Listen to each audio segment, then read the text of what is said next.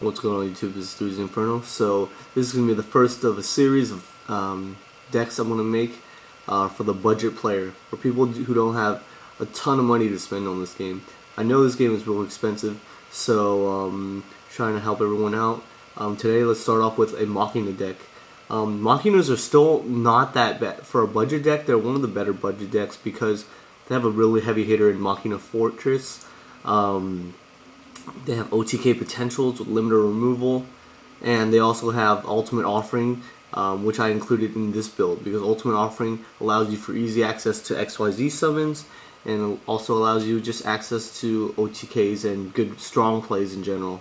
So let's start with we have your Monsters 3 Machina Gear Frame, 3 Machina Fortress, 2 Machina Cannon. This is the new Machina Force. Machina Cannon is level 8, so you can search it. It's a Machina, so you can search with Gear Frame. You can discard it by itself to get Fortress back. It can also, the reason I use this over Force is because it can be special summoned. Granted, you would most likely not use this effect because you have to discard from your hand in the graveyard machine types, and it has 0 base attack. But I mean, technically, it's still possible. And you could just use it as a wall, sort of, so at least it's summonable. Machina Force was never summonable. Then you have 2 green gadgets, 2 red gadgets, 2 yellow gadgets. I thought of using 3 of each, but I feel like I never liked it, it's too much. Then you have your 2 Cyber Dragons and 2 Effect Veilers. Cyber Dragons are just good beaters in general.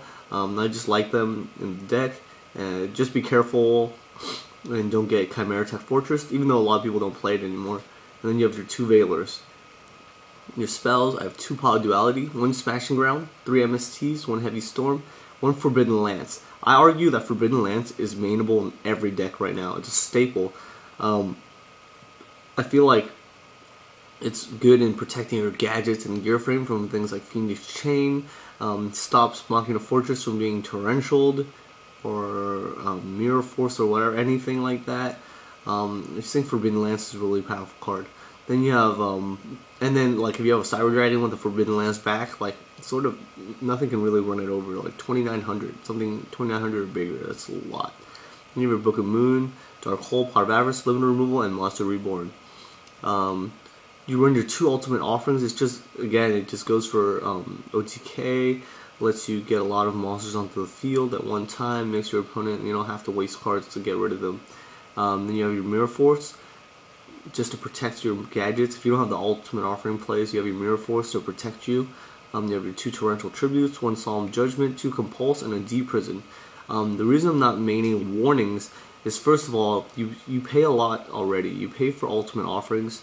You have your Solemn Judgment, and also decks tend to take a lot of hits now and then, because the base of a gadget deck is to always have a monster on the field, but you might take a life point damage in the process. Let's say your opponent has an Exceed on the field and you just have a gadget. It's good deck thinning power, but you might have to take a hit because your XYZ monster is going to slam into your green gadget or your Machina Gear Frame even. So sometimes you just have to take hits, and I don't feel like 2,000 life points is.